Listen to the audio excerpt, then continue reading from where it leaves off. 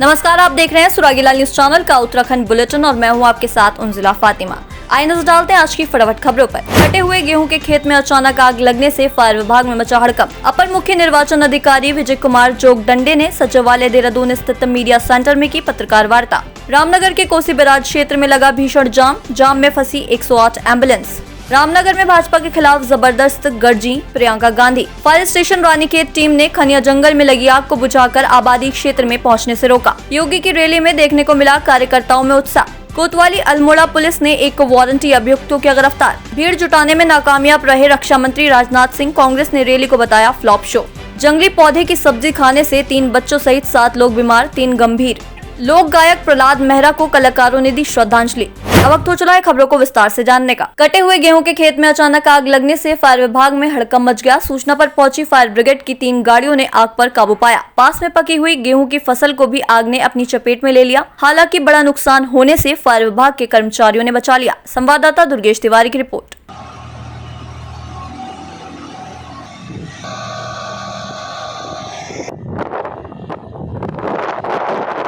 ये जो है सुबह 10:10 पे हमें सूचना मिली।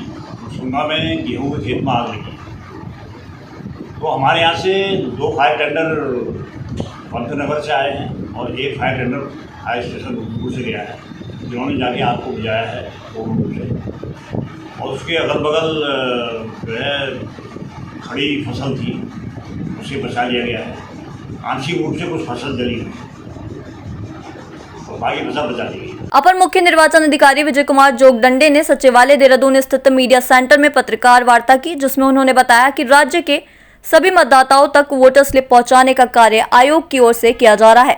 सभी जनपदों में 83,35,000 वोटर स्लिप बीएलओ को उपलब्ध कराई गई हैं, जिनमें से अभी तक 60,20,000 वोटर स्लिप मतदाताओं तक पहुंच चुकी हैं। संवाददाता सुनील राज की रिपोर्ट।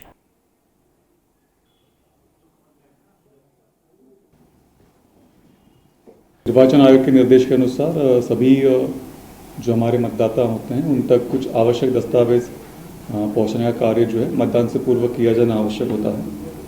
उदाहरण के लिए हमारे 83,37,000 मतदाताओं तक हमें वोटर स्लिप पहुंचाने का कार्यवाही करना था।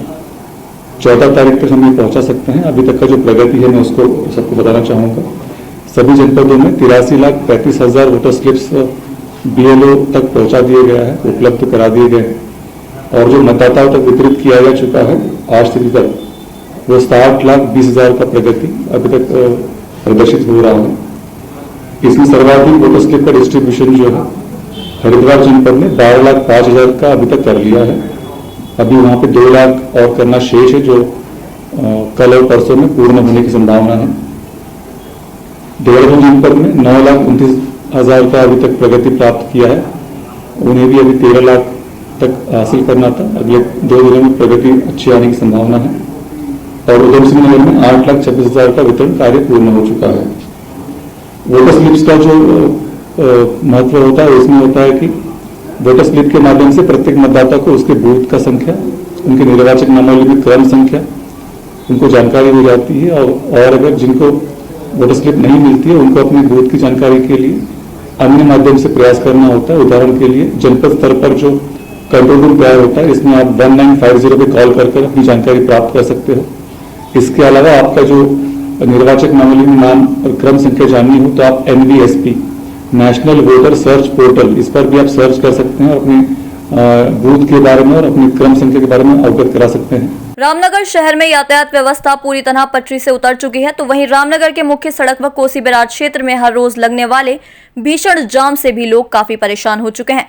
शुक्रवार को कोसी बैराज क्षेत्र में शाम के समय घंटे तक लगे भीषण जाम के कारण इस क्षेत्र में इवनिंग वॉक पर आने वाले बुजुर्गों को काफी परेशानियों का सामना करना पड़ा तथा कई लोग वापस अपने घर भी लौट गए। इतना ही नहीं, इस क्षेत्र से गुजर रही 108 एम्बुलेंस को भी जाम की समस्या से जूझना पड़ा।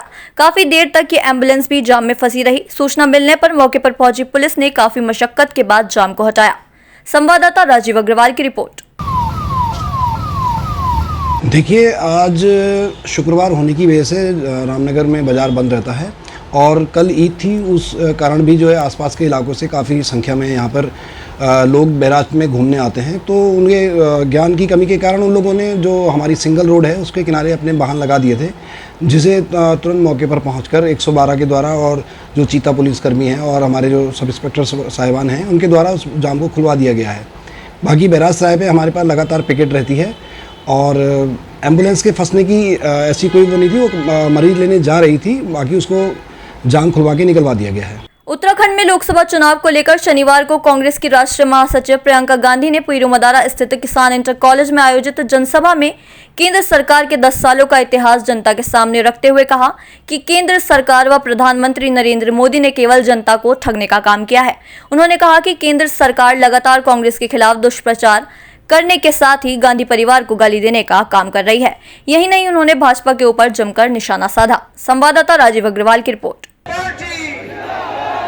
सोनिया गांधी, मल्लिकार्जुन खड़गे, राहुल गांधी, आप सबको यहाँ पर क्षेत्रों का केंद्र बिंदु है। ये गढ़वाल संसदीय क्षेत्र, नैनीताल संसदीय क्षेत्र और अल्मोड़ा पिथौरागढ़ संसदीय क्षेत्र का केंद्र बिंदु है। और इस स्थान पर प्रियंका जी कांग्रेस के पक्ष में वोट मांगने के लिए यहाँ पर आ रही हैं, तो इसका बड़ा प्रभाव होगा। इसका प्रभाव इन तीनों लोकसभा क्षेत्रों के इतर भी अन्य दो लोकसभा क्षेत्र हैं, हालांकि वहाँ भी उनका कार्यक्रम है, लेकिन यहाँ का असर वहाँ तक होगा। तो मैं समझता हूँ कि हम सब के लिए खुशी की बात है कि हमारी बहुत ही प्रिय नेता हमारे इस चुनाव के प्रचार कार्यक्रम में यहाँ आ रही हैं और लोगों का आशीर्वाद मांगेंगी। सर, आप अल्मोड़ा से प्रत्याशी हैं और ज़बरदस्त फाइट जो है आप दोनों के बीच में है वहाँ, और ताबड़तोड़ बीजेपी जो है अपने स्टार प्रचारकों को आपकी जो लोकसभा में उतार रही है। तो आज जो है प्रियंका गांधी यहाँ आ रही हैं, तो कितना फ़र्क आपको लगता है? बीजेपी की घबराहट है। कल रक्षा मंत्री थे, उनकी सभा की आपने रिपोर्टिंग देखी नहीं होगी। मूल सवाल है ये जो लोकतंत्र बनाम अधिनायकवाद। इस देश में लोकतंत्र और ये संविधान रहेगा या ये देश एक अधिनायकवादी तंत्र की हो जाए। और मेरा तो एक प्रश्न है, मैंने प्रधानमंत्री से भी पूछा था, कल रक्षा मंत्री से फिर पूछा था, उत्तराखंड में आप देश में रोजगार के नाम में आए थे तो सबको रोजगार देंगे, और हमारे रोजगार को सबसे बड़ी चोट आपकी अग्निवीर योजना ने की है। आप इस योजना का बचाव क्यों नहीं कर रहे हैं? उत्तराखंड में क्यों नहीं कर रहे हैं कि उत्तराखंड के नौजवानों के लिए ये अग्निवीर योजना सबसे अच्छी है? आपके मुंह में, प्रधानमंत्री रक्षा के मुंह में दही क्यों जम जा रहा है? और कांग्रेस ने कहा इस योजना ने हमारे भविष्य के साथ, उत्तराखंड के साथ, नौजवानों के साथ एक जो नया मध्यम वर्ग पैदा हो रहा था इस माध्यम से, उस पर चोट की है। हम इस योजना को, कांग्रेस आएगी, इंडिया गठबंधन आएगी, हम वापस लेंगे। तो 400 पार का बीजेपी नारा देती, क्या मानते हैं आप? उसने बहुत से समय अलग अलग राज्यों में 400, 300, 250 पार के वादे किए थे। सवाल है 10 सालों के काम पर बताइए, वो गारंटी बताइए आप किस आधार पर कर रहे हैं? 15 लाख का क्या हुआ? 2 करोड़ रोजगार क्या हुआ? किसानों की आय दूनी का क्या? हर कोई छत को क्या कहते हैं, घर देने का क्या हुआ? महंगाई का क्या हुआ? डीजल पेट्रोल आसमान पे है।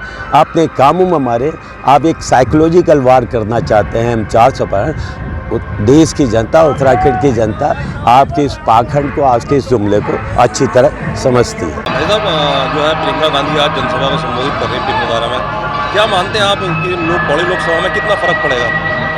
देखिए, आज प्रियंका गांधी जी इस किसान इंटर कॉलेज पीरूमदारा में कांग्रेस के जो 5 न्याय 25 गारंटी हैं उनके तहत इस न्याय रैली को संबोधित करेंगी। और निश्चित रूप से वैसे भी आपने महसूस किया होगा पब्लिक में और कांग्रेस कार्यकर्ताओं में काफ़ी उत्साह है, और मुझे लगता है वो उत्साह में गुणोत्तर वृद्धि जो है होने जाएगी। चाहे तो एक साथ होनी चाहिए, सब लोग एक साथ बैठना ही नहीं चाहते। पापा, ट्राई दिस। लो, सब लपक लिए। अपना तो करीब आए। ये क्या हाल कर दिया है रूम का? बस कल से चाय कल से चाय मेरे रूम में। देवर पर नमकीन। फायर स्टेशन रानीखेत में सूचना प्राप्त हुई कि गोलजीव मंदिर खनिया के पास जंगल में आग लगी है। सूचना पर फायर यूनिट रानीखेत टीम तत्काल घटनास्थल पर पहुंची और खनिया गोलजीव मंदिर परिसर में रखी लकड़ियों एवं जंगल में लगी आग को वाहन से पंपिंग कर पूर्ण रूप से बुझाया गया। संवाददाता हेमंत मेहरा की रिपोर्ट।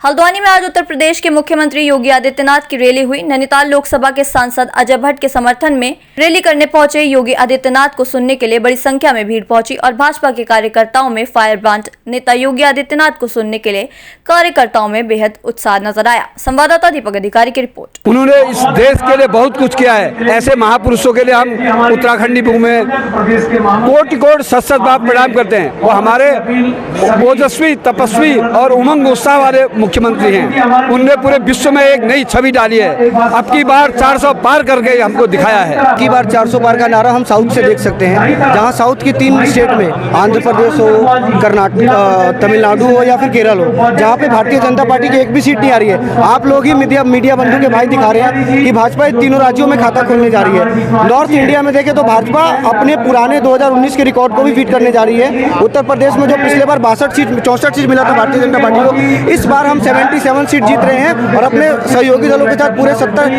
पूरे अपने 80 में 80 सीट जीतने जा रहे हैं। इसके साथ मैं बताना चाहूँगा, जब 400 की बात करते हैं, हम भाजपा ने काम किया है। देश के यशस्वी प्रधानमंत्री जी ने बहुत काम किया है। वरिष्ठ पुलिस अधीक्षक अल्मोड़ा द्वारा जनपद के समस्त थाना प्रभारियों को दिए गए निर्देशानुसार कोतवाली अल्मोड़ा पुलिस टीम द्वारा न्यायालय से प्राप्त वारंट से संबंधित वारंटी अभियुक्त अकरम हुसैन, जो काफी समय से माननीय न्यायालय के सम्मुख पेश नहीं हो रहा था, उक्त को सब्जी मंडी के पास से गिरफ्तार कर माननीय न्यायालय के समक्ष पेश किया गया है। संवाददाता हेमंत मेहरा की रिपोर्ट। शुक्रवार को केंद्रीय रक्षा मंत्री राजनाथ सिंह सांसद प्रत्याशी अजय टम्टा के समर्थन में लोहाघाट में जनसभा को संबोधित करने पहुंचे, पर भाजपा के दिग्गज नेता राजनाथ सिंह का जादू लोहाघाट में चलता नजर नहीं आया। उनकी जनसभा में काफी कम भीड़ नजर आई। वहीं कांग्रेस ने राजनाथ सिंह की रैली को फ्लॉप शो बताते हुए कहा, जितनी भीड़ आज राजनाथ सिंह की रैली में हुई थी, उससे ज्यादा भीड़ तो नगर की रामलीला और होली महोत्सव में होती है। संवाददाता लक्ष्मण विश्व की रिपोर्ट। और कहते चाहते हैं के लिए हम महाशक्ति नहीं बनना चाहते। पूरे प्रदेश में एक चीज़ बताई थी कि भारत सरकार ने सेना की भर्ती बंद करके एक महापाप उत्तराखंड के लिए किया है, इसकी सज़ा इनको मिलेगी। आज देश के रक्षा मंत्री राजनाथ सिंह जी देश के बहुत बड़े सीनियर नेता हैं, हमारे मुख्यमंत्री रहे हैं, तमाम पदों में रहे हैं, वाजपेयी जी के साथ रहे हैं, बहुत सम्मान है उनका। लेकिन उनकी सभा लोहाघाट में फ्लॉप होना हमें भी दुख लगता है, क्योंकि बहुत ही हमारे सम्मानित नेता है। मैं खुद आदर करता हूं उनका। और उसका परिणाम क्या है कि जो इन्होंने गलत निर्णय लिया है देश के लिए, पहाड़ के लिए, अग्निवीर योजना जो शुरू की है, आज जनता ने बता दिया है तुमने गलत निर्णय दिया है, हम तुम्हारे साथ नहीं हैं। ये यहाँ पर जो फ्लॉप रही है रक्षा मंत्री जी की ये सभा, उसका ये परिणाम है। सीधा सीधा संदेश है भारतीय जनता पार्टी को, उनके नेताओं को, कि खबरदार तुमने गलत किया है, हम तुम्हें सबक सिखाएंगे। आज लोहाघाट में भारत सरकार के रक्षा मंत्री राजनाथ सिंह जी का जो दौरा था वो बहुत विफल हुआ, जिससे लग रहा है कि लोगों में काफ़ी आक्रोश है। आज की जनता को देखकर, 1000 की जनता नहीं थी लोहाघाट के रामलीला मैदान में, जबकि इससे पूर्व में मुख्यमंत्री आए थे, उसमें भीड़ थी। आज तो बिल्कुल भीड़ भी नहीं है। इससे साफ जाहिर होता है कि आने वाले 19 तारीख के लोकसभा चुनाव में हमारे इस संसदीय क्षेत्र अल्मोड़ा पिथौरागढ़ चंपावत से हमारे कांग्रेस के प्रत्याशी श्रीमान प्रदीप टम्टा जी हैं, जो भारी से भारी मतों से विजयी होंगे। आज लोहाघाट की जनता ने भाजपा वालों को सबक सिखा दिया कि ये झूठे जुमलेबाजी से अब नहीं चलने वाली। लोहाघाट में एक परिवार ने गुरुवार रात को जंगली पौधे के पत्तों की सब्जी खा ली, जिस कारण परिवार के 7 लोग बीमार हो गए, जिन्हें आनन फानन में राज्य आंदोलनकारी राजू गढ़कोटी के द्वारा गुरुवार देर रात 10:30 बजे लोहाघाट उप जिला चिकित्सालय लाया गया, जहां डॉक्टर विराज राठी, डॉक्टर करण और डॉक्टर दीक्षा के द्वारा मरीजों का उपचार किया गया। वहीं 3 लोगों की हालत गंभीर होने के कारण उन्हें हायर सेंटर रेफर कर दिया गया। संवाददाता लक्ष्मण विश्व की रिपोर्ट। तो ये लोग आए थे हमारे पास, इन्होंने जो ये लोग सब्जी नॉर्मली बनाते थे रोज, इनकी कुछ पत्ते थे जो इनके घर में उगते हैं, पर कल इनको उसकी वजह से काफ़ी इफेक्ट्स आ गए थे। काफ़ी लोगों को गला सूखना, और भ्रम जैसी हालत में थे। उन्हें पुरानी चीज़ें लगा रही थी, उन्हें लगा था कि किसी को, बच्चों को लगा था उन्हें स्कूल जाना है, किसी को लगा था उसका दोस्त बाहर वेट कर रहा है, और काफ़ी लोगों का ऑक्सीजन भी गिरा था बीच बीच में, तो काफ़ी स्थिति गंभीर थी काफ़ी लोगों की। तो सर बेसिक ट्रीटमेंट देने के बाद हमने फिर आगे फिशिंग के बाद रेफर किया था, फिशिंग के बाद रेफर किया उन्हें फिर सुबह, वो रात को ही हमने उन्हें फिर अभी तो गंभीर ही है, क्योंकि उसका जो पड़ा हमने असर है वो 2 से 3 दिन का बताया गया है, तो 2 से 3 दिन तक तो अभी उसमें रखे आएंगे वो लोग ऑब्जर्वेशन में। चाहे तो एक साथ होनी चाहिए, सब लोग एक साथ बैठना ही नहीं चाहते। पापा ट्राई दिस। लो सब लपक लिए।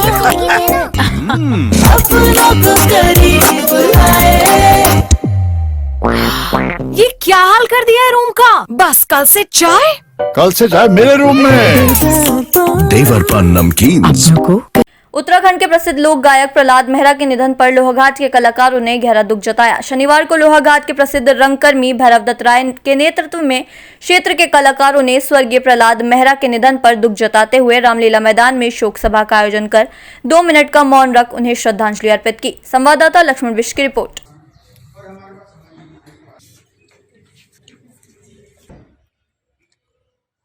प्रहलाद मेहरा जी याद इस मंच से भी जुड़ी हैं।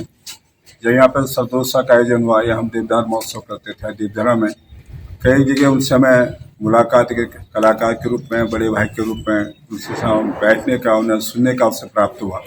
आज एक कलाकारों के लिए बड़ा दुख का विषय है कि आज जो इस दुनिया में नहीं रहे। हम परम पिता परमेश्वर से ही प्रार्थना करते हैं उन्हें अपने चरणों में स्थान दें। प्रहलाद दा एक ऐसे कलाकार थे जिन्होंने कम समय में अपनी अमिट छाप जो है हम सब कलाकारों के बीच में रखी। बहुत ही मृदुभाषी, मिलनसार, उनको कोई भी घमंड, लेस मात्र का भी घमंड नहीं था। सबसे हंस करके मिलते थे। उनकी मुस्कुराहट देख करके हम लोगों को भी प्रेरणा मिलती थी। और उनके गीत, जो उन्होंने गीत गाए हैं, उन्होंने हमारी पहाड़ की महिलाओं के लिए या यहाँ के प्रकृति में या यहाँ की जो भी किसी पर चोट करनी थी, तो वो भी उन्होंने गीत उनके माध्यम से, अपने गीतों के माध्यम से बेकाब रूप से रखते थे। उनके गीत आज भी लोगों द्वारा हर मंचों पर गाए जाते हैं। और मैं तो, हमारी टीम लगभग आज से 20 वर्ष पूर्व से प्रहलाद सिंह मेहता जी के साथ हम देवीधुरा कार्यक्रम में और अन्य कार्यक्रमों में हम सब लोग जो है उनके साथ कार्यक्रम करते रहे। और जब भी उनके साथ हमने कार्यक्रम दिया तो एक बड़े भाई के रूप में उन्होंने हमारा मार्गदर्शन किया। और हम बहुत दुखी हैं उनके असमय जाने से और निशब्द हैं। हमारे पास उनके लिए कोई शब्द ही नहीं निकल रहे हैं। बहुत ही महान कलाकार हमारे बीच से गया, हमारे उत्तराखंड की एक धरोहर, हमारा स्टार लोक गायक आज हमारे बीच नहीं रहा। हम अपने आप को विश्वास दिलाना ही मुश्किल हो रहा है कि प्रहलाद दा हमारे बीच नहीं रहे। और मैं भगवान से उनकी आत्मा की शांति के लिए प्रार्थना करता हूँ। भगवान उनको अपने चरणों में स्थान दे। आज के लिए बस इतना ही। ऐसी अन्य खबरों के लिए जुड़े रहें सुरागीलाल न्यूज चैनल के साथ। धन्यवाद।